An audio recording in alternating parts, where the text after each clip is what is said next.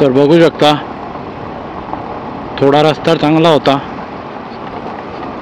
हा पण रस्ता चांगला आहे तसा, पण माती आणि पाण्यामुळे पूर्ण चिखल झालेला आहे.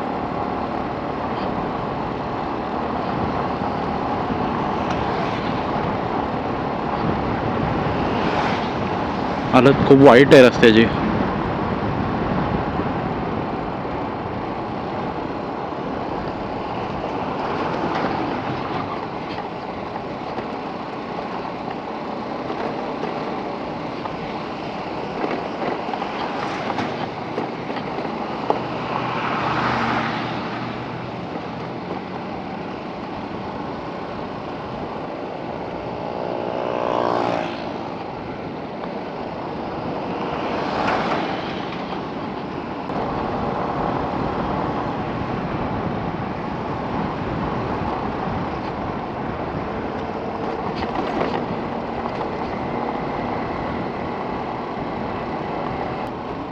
कसा डोंगर फोडलाय पूर्ण.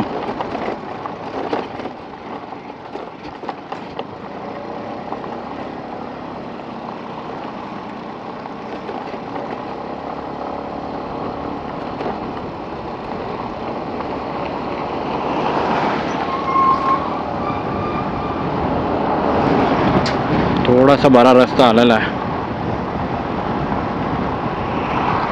पण त्याच्यावरती पण सगळ्या खडी पडल्या आहेत, तर स्लिप होण्याचे चान्सेस आहेत.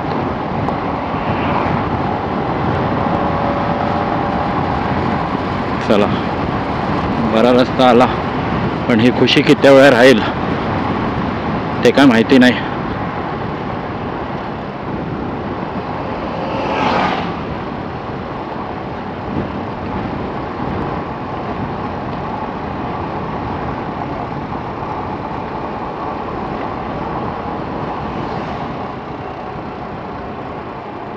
घ्या, संपला रस्ता.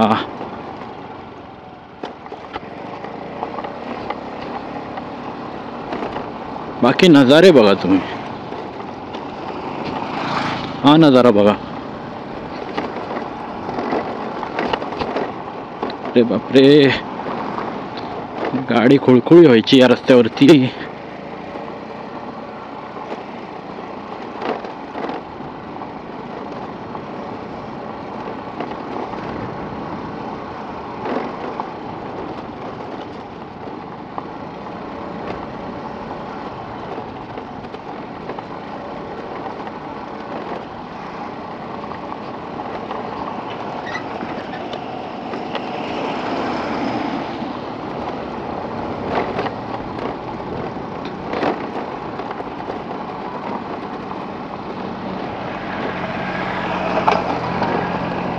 ट्रायम्फ.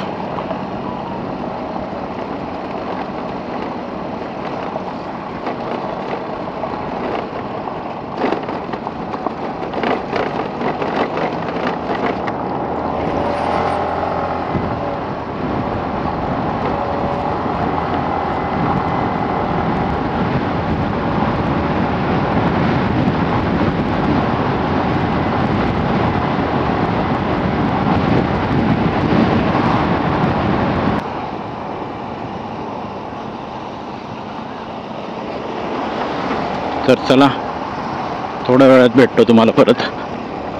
आता जरा अंतर कापतो, कारण रस्ता इथे खूप घाणेरडा आहे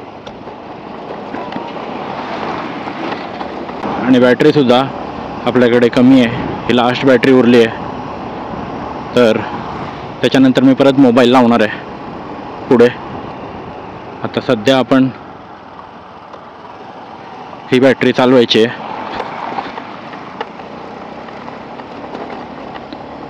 इथून थोडा रस्ता चांगला आलेला आहे, तर जर परत खराब रस्ता आला तर मी तुम्हाला अपडेट देतो त्याच्याबद्दल.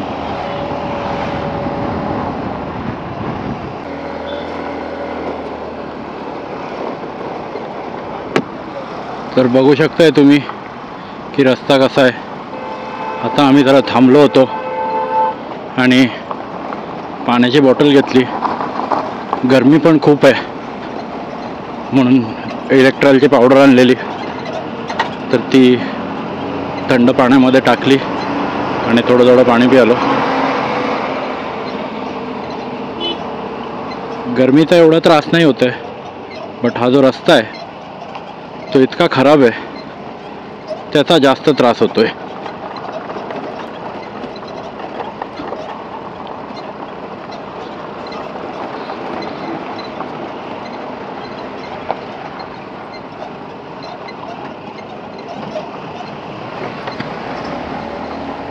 कधी होईल देव जाणो.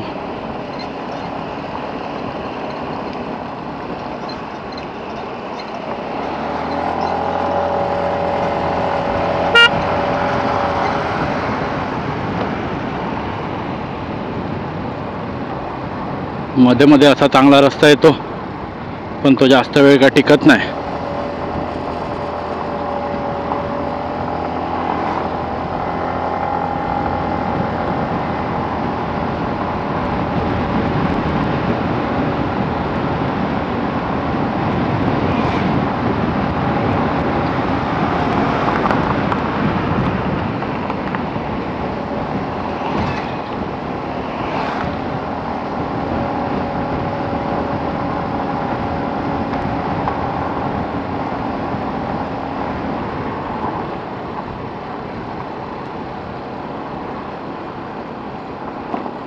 ऑगस्टमध्ये सुद्धा आलेलो आम्ही, तेव्हा आम्ही रात्रीचे आलेलो गाडी घेऊन. पवनदादा वगैरे सगळे होते. तेव्हा ह्याच घाटामध्ये, निवळीचा घाट ह्याच घाटामध्ये एवढं धुकं होतं की फॉग लॅम्प लावून पण काही दिसत नव्हतं. तर तो एक अनुभव एकदम भयानक होता. आणि आज जे आलो आहे त्याच्यामध्ये संगमेश्वरपासून इकडचा रस्ता जो आहे इथपर्यंतचा, तो एक भयानक अनुभव आहे.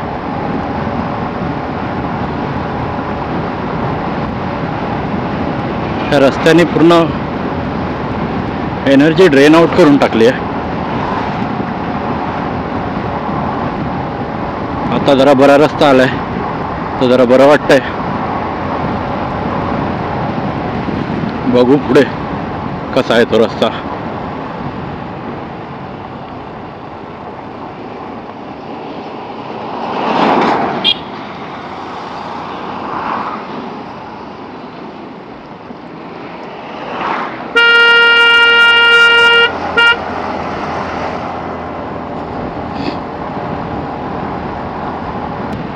रस्ता अजून झालेला नाही आहे. आणि इकडे बघा, टोल बूथ आहे 500 मीटर. टोल बूथ आधी लावलेला आहे, भले तो चालू नाही आहे, पण रस्ता करायच्या अगोदर टोल बूथचा बोर्ड लावून ठेवला आहे.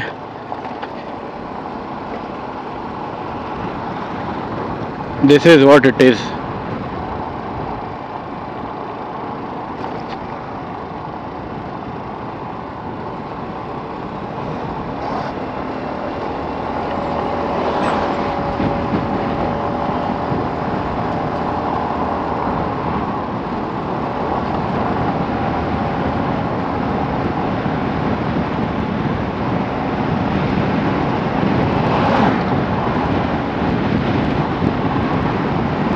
हा बघा, टोल बूथ बांधून ठेवलाय.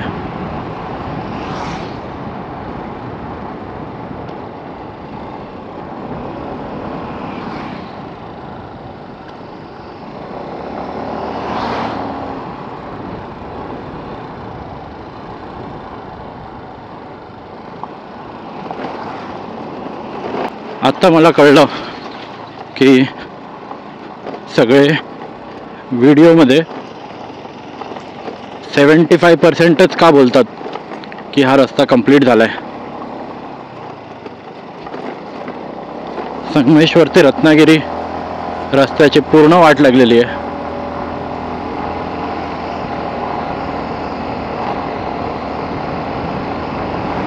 आता हातखांबा येईल रत्नागिरी.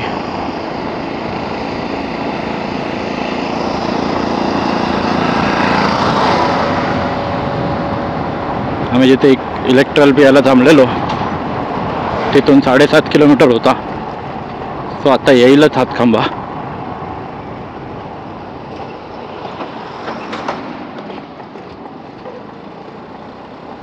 दोन 2.5 किलोमीटर असेल मॅक्झिमम.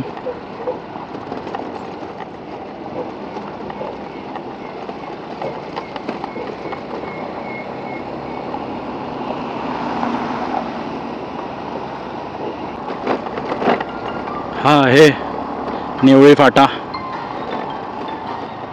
इथून आतमध्ये आपण रत्नागिरी किंवा गणपतीपुळे जाऊ शकतो.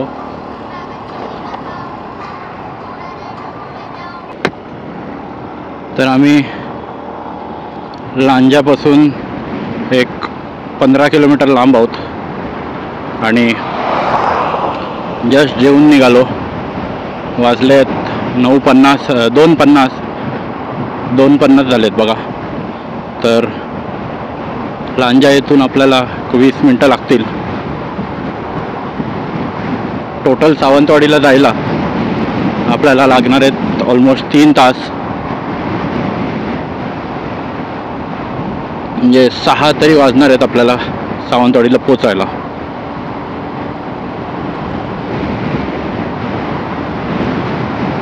तर आम्ही ज्या हॉटेलमध्ये बसलेलो जेवायला, तर त्याचे जे मालक होते चांगले होते ते खूप. त्यांनी आम्हाला सांगितलं की ह्याच्या पुढे रस्ता चांगला आहे. लांजाच्या जवळ जरा 2-3 किलोमीटर वरखाली असेल, बट त्याच्यानंतर पूर्ण रस्ता चांगला आहे. सो बघू आपण रस्ता पुढे आणि मी तुम्हाला अपडेट देतच राहीन.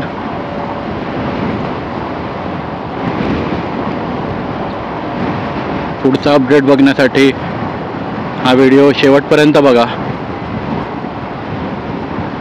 कारण शेवटपर्यंत बघितलात तरच तुम्हाला पूर्ण मुंबई टू गोवा रस्त्याचा सावंतवाडीपर्यंत रिव्ह्यू कळेल की कसा आहे. आणि तुम्ही जर बाईकने यायचं असेल तर तुम्ही हा रस्ता घेऊ शकता की नाही ते.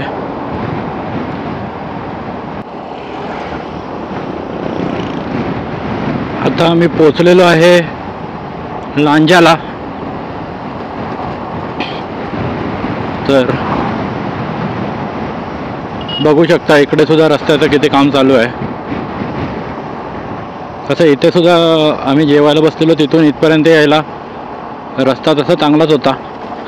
थोडासा एक छोटासा घाट आहे, त्याच्यावरती थोडं काम चालू आहे. बाकी रस्ता चांगलाच होता. आणि हा आता राष्ट्रला लांजात एंट्री करायला थोडासा रस्ता खराब आहे.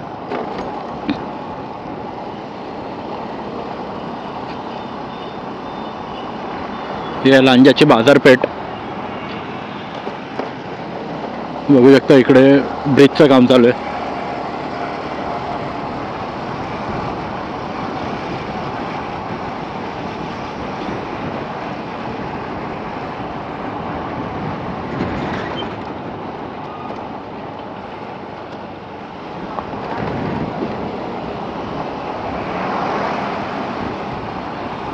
तर ह्याच्यानंतर आपण डायरेक्ट भेटूया राजापूरला. मग तिथे मी जाऊन सांगतो तुम्हाला रस्त्याची अपडेट काय आहे ते.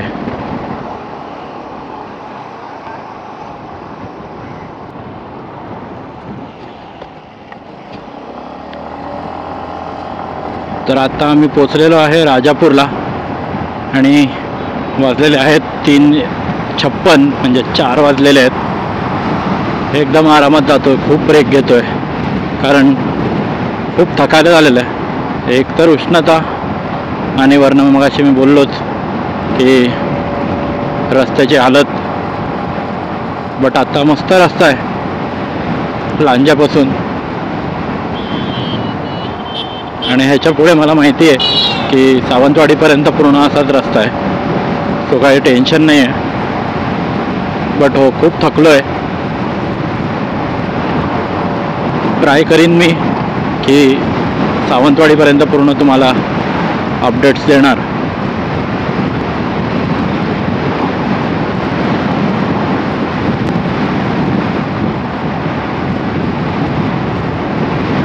तर आता राजापूरचा जो नदीवरचा ब्रिज बांधलेला आहे मोठा तो येईल, तो सुद्धा दाखवतो तुम्हाला. तर आत्तापर्यंत आपण गाडी चालवलेली आहे 363 किलोमीटर.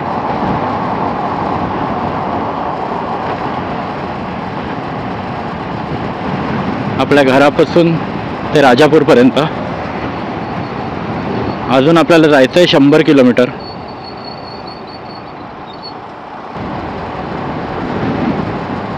तर हा आहे तो राजापूरचा ब्रिज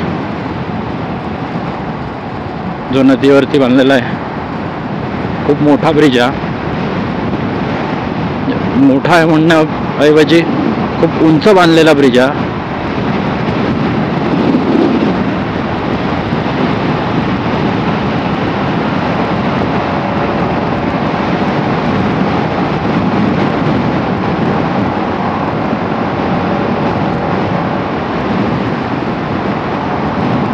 आम्ही बघितलं होतं गुगल मॅप्सवरती, तर सावंतवाडीला घरी पोचायला 6 दाखवत होते, 6 वाजणार आहे तसं.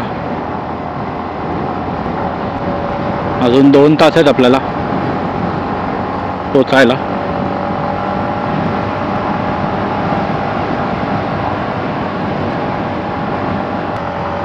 तर आता आम्ही पोचलेलो आहे तरळ्याला.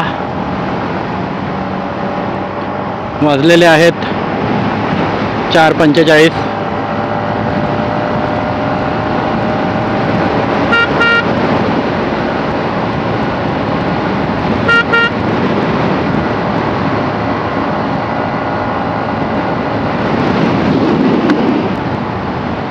तरळ्यावरून एक 70 किलोमीटर वगैरे असेल सावंतवाडी. त्याला किती वेळ लागतोय? 1 तास 1.5 तास लागेल. तर आपण 6:15 पर्यंत पोहोचू.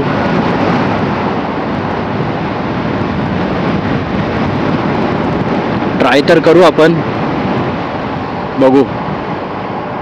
आम्ही परत टाकी फुल केलेली आहे आणि 3 किलोमीटरमध्ये 400 किलोमीटर होतील आपला प्रवास.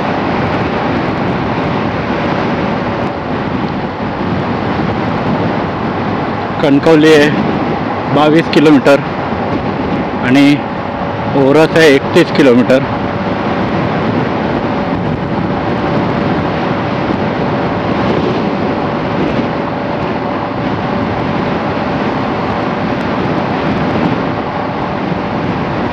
तरळा हे माझ्या आत्याचं गाव आहे. आम्ही येत असतो इथे आत्याकडे.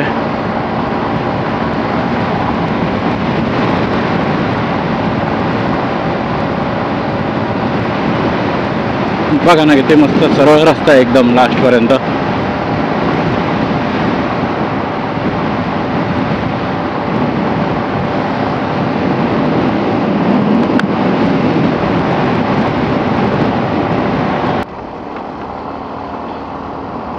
तर आता आम्ही पोचलेलो आहे झारापला आणि झारापवरून फक्त 8 किलोमीटर आहे मळगाव. सावंतवाडीमध्ये मळगाव आहे, तिथे चाललो आहे आम्ही घरी. तर एक 10-15 मिनटामध्ये आम्ही घरी पोचू. तर अपडेट हाच होता की राजापूरनंतर पूर्ण रस्ता एकदम टकाटक आहे. खूपच मस्त बनवलेला आहे रस्ता आणि तुम्हाला काहीच प्रॉब्लेम होणार नाही. आम्ही आरामात आलो. तसे बघू शकता की वाजलेले आहेत 6:15. 6:30 पर्यंत आम्ही पोचू. सकाळी आम्ही निघालो होतो एक 5:15 5:20 आणि 6:15 6:20 आम्ही पोचणार आहे. ऑलमोस्ट 13 तास लागलेत आम्हाला बाईकनी आणि स्कूटीनी यायला, कारण आम्ही थांबत आलो आणि जेवायला वगैरे पण खूप वेळ घेतला.